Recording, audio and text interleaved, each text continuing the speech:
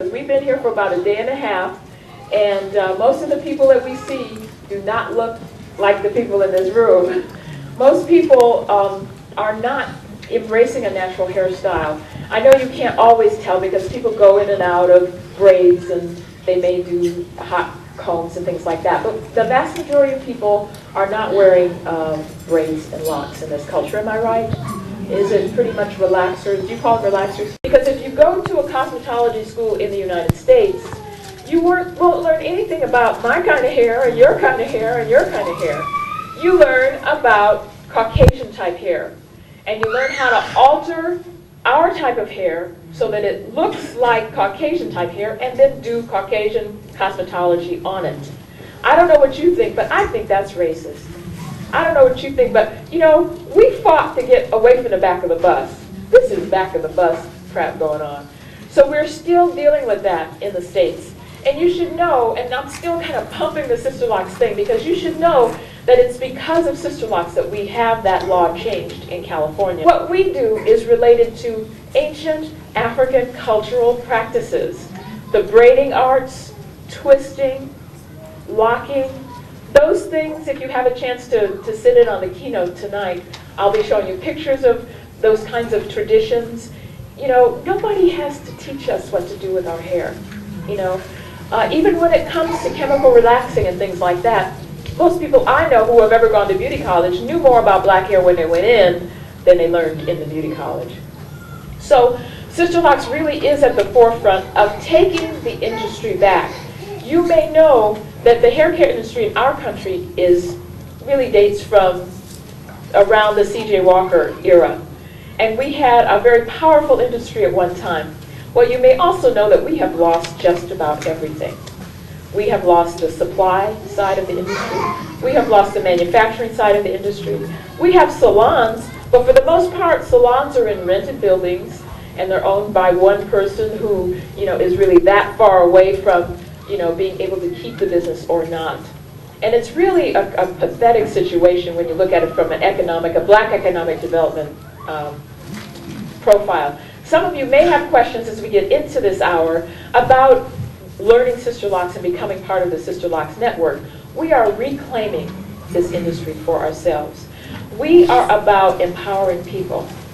Moving to natural hair in the first place is a step that has to do with personal empowerment. Am I lying? Those of you who have taken that step, you know what we say is this is not about a hairdo.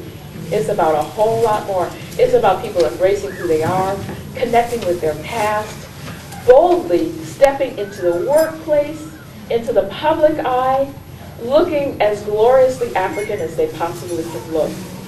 And we support that. We also train people to do sisterlocks, because in our type of cultures, black hair care is the backbone of our communities. Particularly when you were talking about women, women can often have home-based businesses so that they can raise families and tend to things that women have to tend to and still have viable businesses. People are quitting their day jobs and doing sisterlocks full-time because it's giving them that much financial stability. And so all of that is to say that I'm very proud to be the originator of sisterlocks, because this thing is something whose time has come. And guess what? It's really gorgeous too. It really is, isn't it? Those of you, I see a few people with sisterlocks in the room. Would you just stand up, let me brag about you for a moment. These ladies are just, look at this, look around. One thing that you notice is that they don't all look the same, right? They don't all look the same. And it kind of helps this person, thank you ladies, it kind of helps this person be more of who they really are. Here are some of the things that we talk about when we teach sisterlocks. Does it strike you as curious that we have so few ways of describing our natural hair type, and that these ways that we have to describe our natural hair type are pretty much negative? Yeah. There is a pathology at work here. It has been at work for centuries. As I mentioned, I'm going to get a chance to talk to you about that a little bit more this evening. But what we do with sisterlocks is that we help people understand that this hair is, it's magical, but it's also very complex in its structure. So one of the things we talk about the cuticle layer of the hair, which is the outermost layer of the hair. And we talk about the different characteristics of the cuticle that can either help the hair lock better or impede the locking process. Also with the sister locks, we do not just say, oh yeah, I'll lock your hair, I got an appointment at 3 o'clock, why don't you come on in? We don't lock somebody's hair on the fly like that. We go through the process of a consultation. The person has to have an interview with the potential consultant. The consultant has to examine and analyze their hair. So how does sister locks beat the braid? The only problem with the braid is that it goes this way. If you can make the braid go that way, then you'd have your problem solved, right? You'd never have to take it out. Your hair would lock in the structure, and you could just retighten the roots.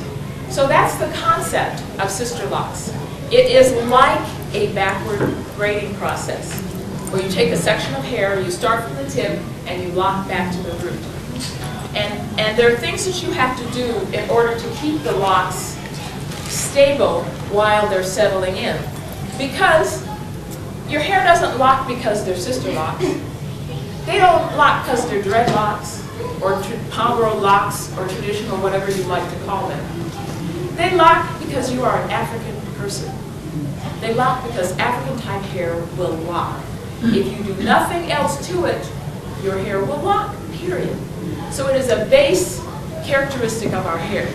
What you have to do is create a condition where the hair will lock in the structure that you want it in. And that's basically what the sister locks does. And because it's so uniform, you can make those structures really small, but the hair locks within that structure. And I love for people to touch my hair, so when this is all over, if you want to look at things closely, that's perfect. I don't mind that at all. And possibly the other sister locks ladies will be just as accommodating.